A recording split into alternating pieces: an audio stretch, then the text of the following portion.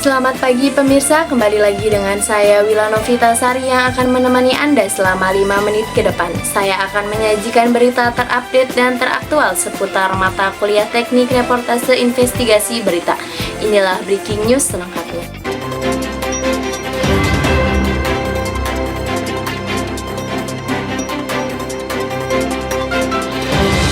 Baiklah, kita awali berita pagi ini dengan membahas materi tentang gaya penulisan berita investigasi serta teknik pembuatan kegiatan jurnalisme investigasi.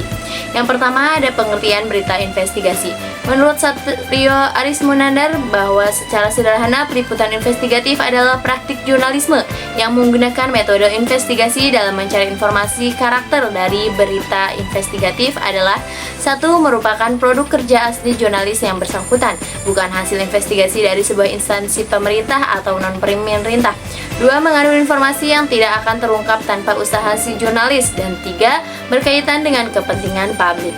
Selanjutnya, beberapa unsur pada penulisan berita investigasi. Pertama, ada sifat pada penulisan berita investigasi. 1. Mengungkapkan kepada pemirsa informasi atau bukti dalam bentuk audiovisual secara instruksional dan objektif yang mereka perlu ketahui karena menyangkut kepentingan umum dan nasib mereka.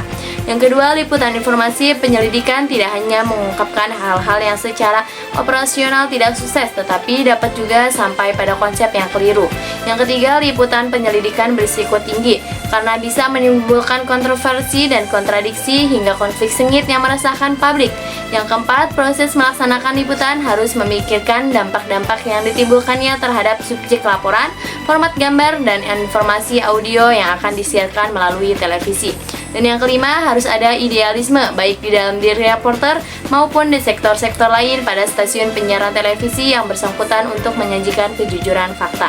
Selanjutnya ada jenis pada penulisan berita investigasi. 1. Reportase investigasi orisinal.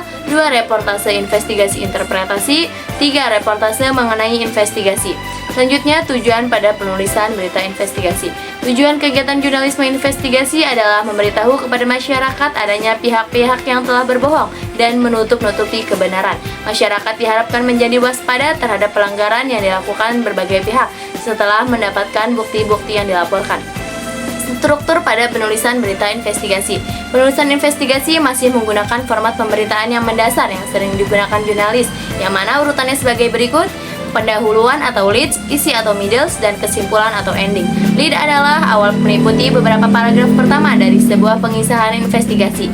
Middles atau yang disebut body merupakan kelanjutan dari awal paparan kisah dan berisi penjelasan tentang sejumlah pengungkapan yang dibuat untuk menarik minat pembaca terhadap isu tersebut dan menarik perhatian jurnalis. Ending atau bagian akhir yang membawa kisah tersebut untuk kesimpulan yang memuaskan. Selanjutnya, laporan pada penulisan berita investigasi. Pelaporan investigasi sebenarnya juga merupakan upaya menyusun temuan fakta-fakta ke dalam pengisahan yang seperti fiktif, novelis.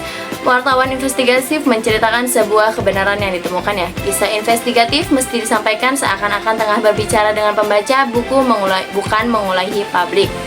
Dari sejak awal pengisahan, bacaan investigatif mesti memperhitungkan akhir kisah yang kuat. Dari tiap pokok ceritanya, pengisahan mesti memiliki daya tarik yang menahan pembaca untuk tidak meninggalkan bacaannya.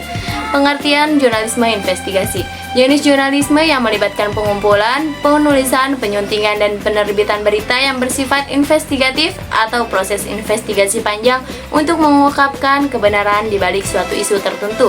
Jurnalisme investigasi merupakan aktivitas mengumpulkan, menulis, mengedit, dan menerbitkan berita yang bersifat investigatif atau sebuah penelusuran panjang dan mendalam terhadap sebuah kasus yang dianggap memiliki kejanggalan. Selanjutnya ada tahapan pembuatan jurnalisme investigasi. Yang pertama, praproduksi.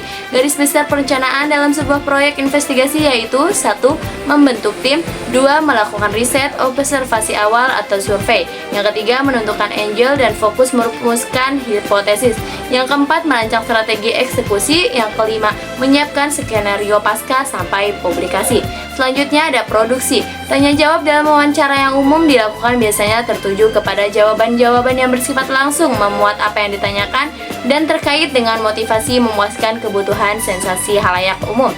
Jurnalis pertama yang melakukan wawancara dengan menggunakan pertanyaan langsung dan ditulis melalui bentuk pertanyaan dan jawaban. Selanjutnya ada pasca produksi. Proses pengepasan laporan adalah tahap krusial dalam investigasi. Bagi media cetak, musuh utamanya adalah bentuknya sendiri yang panjang berhalaman-halaman.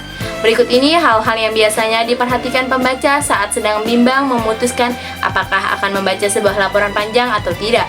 1. Kekuatan judul. 2. Pengantar, lead, atau quote. Yang ketiga, foto-foto dan keterangannya, grafis atau judul-judul tabel. Yang keempat, kaitan langsung intisari cerita dengan kehidupannya. Yang kelima, jumlah halaman, baik panjang pendeknya laporan. Baiklah, sekian pembahasan tadi sekaligus menutup pertemuan kita pada pagi hari ini. Saya Wilana Vitasari, pamit undur diri. Sekian, terima kasih dan sampai jumpa kembali.